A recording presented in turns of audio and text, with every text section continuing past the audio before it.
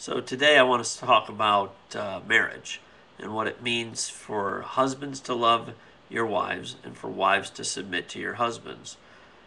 Now, the book of Ephesians is broken up into 6 different chapters, and the first 3 speak of our identity and who we are in Christ and how we are now seated in the heavenlies with Christ. In chapter 4, he starts this transition and he says, therefore, because these things are true, and he starts to give some practical implications of what it means to walk out the truths of our identity. And he starts in chapter 5 about marriage, and he's talking about what it means and what the marriage should look like and how it's to be organized. And now this verse, especially for the wives in Ephesians 5, has been used to hammer them. It has been taken so out of context so many different times, even to the point in legalistic circles of it being almost a hammering down of submission. Now, woman, now you submit. You must do what the husband says. And that is never the way of Christ. That is never the way that God has organized things to be. In fact, in Ephesians 5, let's go right to that verse right now. It's verse 22. It says, wives, submit to your own husbands as to the Lord.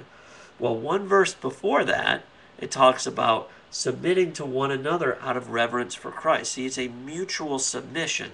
The way that God has organized marriage is for the husband to sacrificially love. Now, that word love in verse 25 is speaking about the word agape, and it's in the imperative tense, which means, okay, now because this is who you are, because of what I've done, now you get to love her. You don't have to. You get to. It's a higher level than being having to, and that's when you look at this from the legalist perspective. It becomes, I guess I have to love my wife because the Bible tells me to love her, so I'm going to love her. No, you get to because of who Christ has made you to be. And honestly, in the book of John, 1 John, it says love comes from God. So as we realize now we've been united together in one spirit with the Lord, now we realize who we are, that it's actually Him. Since love comes from heaven down through our earthen vessels and overflows, it's Him loving her through us. So now my job, or my part in this, is to live out of who I am. The doing comes from who I am, from my being. Because I am now this new creation, I get to have this wonderful opportunity to be patient with my wife and to love her and to submit to her. And mutually she starts to do this back to me. And as we start to trust the truths of who we are, we start to draw closer and closer, and our love becomes something that I never ever thought it could be.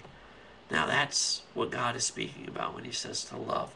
Now, what happens is we want to live independent of Him. We want to say, oh, she's really made me angry in this situation and I can't love. Well, that's a lie. And we need to come back to the truth.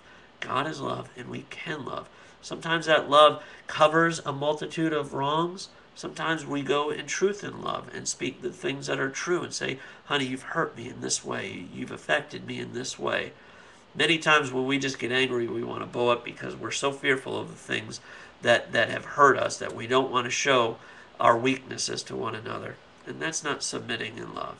So today, allow Christ to love your wife through you and for you guys to mutually submit to each other. I'll leave you with the verse from Ephesians 5:1.